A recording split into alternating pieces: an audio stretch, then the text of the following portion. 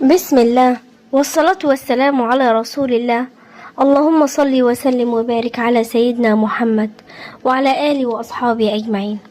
في ناس كتير بتصحى الصبح تعمل اللي وراها، تخلص يومها وتنام وبعدين تصحى تاني تكرر نفس اليوم، لا في هدف واضح ولا حلم بتسعى عليه ولا حتى حاجة مستنياها بفارغ الصبر. ومع الوقت بتحس ان الأيام بتجري لكن مفيش حاجة حقيقية بتتغير. يمكن تكوني حاسة انك سايبة اليوم هو اللي يقودك. لو اليوم كان كويس تبقي مبسوطة، ولو كان وحش تفضلي زعلانة، وكل يوم تقولي بكرة هبدأ، لكن بكرة بيجي ويعدي زي اللي قبله.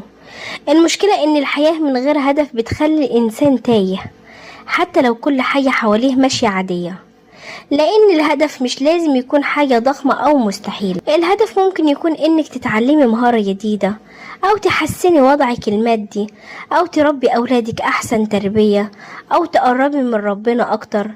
اوقات كتير احنا مش بنكون فاشلين، احنا بس مش عارفين رايحين فين.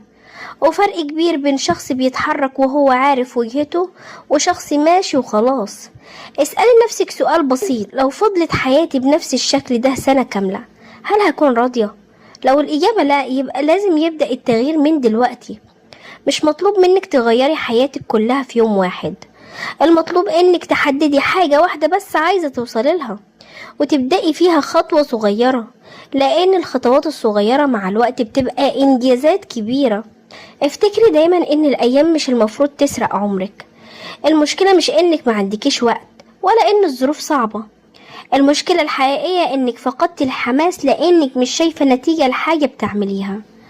لما الإنسان يبقى عنده هدف حتى لو بسيط بيصحى الصبح وهو عارف ليه هيقوم من السرير، لكن لما يبقى ماشي من غير هدف بيحس ان الأيام كلها شبه بعض وكل يوم يعدي من غير ما يسيب أثر. يمكن تكوني طول الوقت مشغولة، لكن الانشغال مش معناه التقدم. في فرق بين انك تكوني متعبة طول اليوم وبين انك تكوني بتقربي من حلمك. كتير من الناس بتستنى الدافع يجي الأول، لكن الحقيقة الدافع بيجي بعد ما بنبدأ مش قبله. يعني ما تستنيش يوم تصحي فيه فجأة مليانة طاقة وحماس وابدأي حتى لو مش حاسة بأي رغبة. اعملي ورقة واكتبي أنا عايزة أبقى إيه بعد سنة، إيه الحاجة اللي لو حققتها هفرح بجد، إيه أكتر حاجة مضايقاني في حياتي دلوقتي. الإجابات دي ممكن تكون بداية الطريق. وما تقارنيش نفسك بحد، لأن كل ما تفضلي تبصي لنجاح الناس هتنسي تبني نجاحك انتي. الناس اللي وصلوا لأنهم ركزوا في طريق، مش لأنهم فضلوا يتفرجوا على طرق غيرهم. أهم حاجة تعرفيها إن الحياة مش بتتغير في يوم وليلة، لكنها بتتغير لما تكرري نفس الخطوة الصح كل يوم حتى لو كانت صغيرة جدا. وفي يوم هتبصي وراكي وتكتشفي إنك بعد ما كنت تايهة ومش عارفة عايزة إيه بقيتي ماشية في طريق واضح وعندك سبب يخليكي تكملي مهما كانت الظروف. الحل مش إنك تستني هدف كبير ينزل عليكي فجأة، لأن ده نادر جدا بيحصل. الحل إنك تخلقي الهدف بنفسك. أول حاجة، بطلي تعيشي اليوم بيوم وبس. كل ليلة قبل ما تنامي اسألي نفسك بكرة هعمل ايه يخلي حياتي أحسن 1%.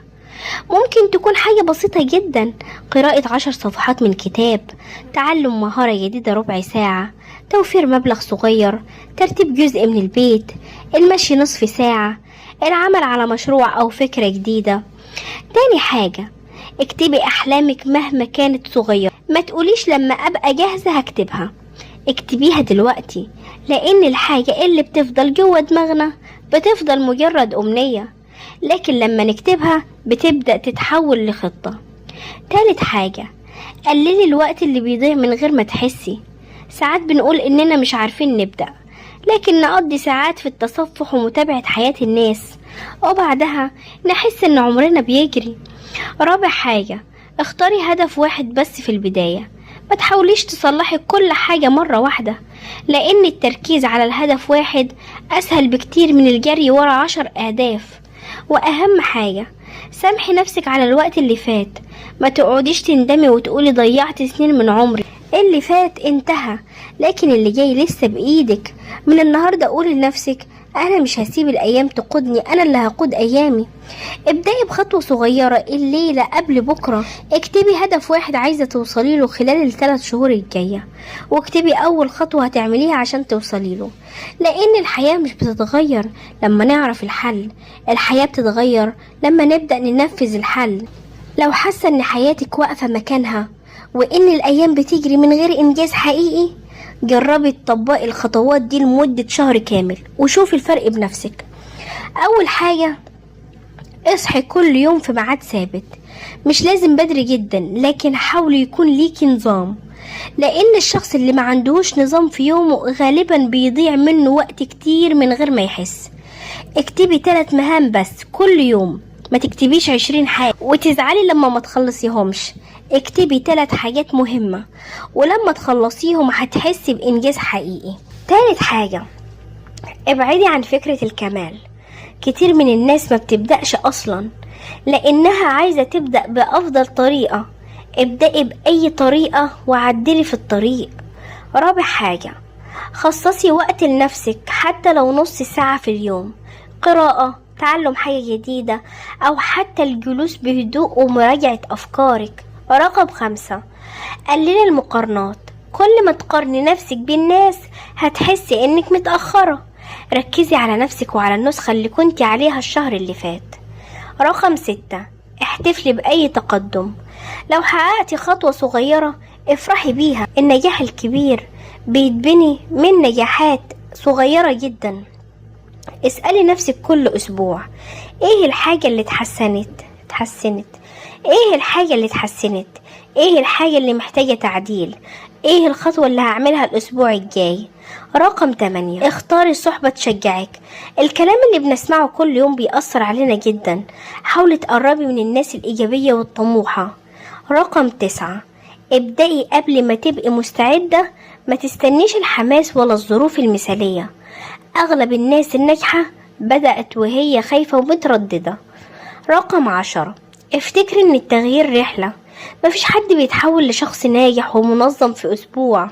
التغيير الحقيقي بيحصل لما تستمري حتى في الأيام اللي ما عندكيش فيها رغبة. تخيلي نفسك بعد سنة من دلوقتي، هل عايزة تبقي نفس الشخص بنفس العادات ونفس الشكوى، ولا عايزة تبصي وراكي وتقولي الحمد لله إني بدأت حتى لو البداية كانت صغيرة؟ كل حلم كبير بدأ بخطوة، وكل شخص ناجح كان في يوم من الأيام شخص عادي قرر إنه ما يستسلمش. وإنت كمان تقدري تعملي ده خطوة ورا خطوة، يوم ورا يوم. ولو حاسة ان حياتك محتاجة بداية جديدة، ما تستنيش يوم معين ولا مناسبة معينة. ابدأي من النهاردة، من اللحظة دي.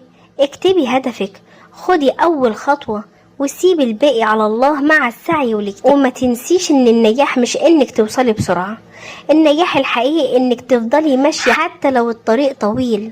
لو عجبك كلامي اعملي متابعة للقناة وشاركي الحلقة مع اي حد حاسس ان تايه او واقف مكانه، ويمكن تكون الحلقة دي سبب في بداية جديدة ليكي او لحد بتحبيه. وافتكري دايما، حياتك مش هتتغير لما تتمني، حياتك هتتغير لما تقرري وتبدأي. وإلى اللقاء إلى فيديو جديد إن شاء الله، مع ألف سلامة.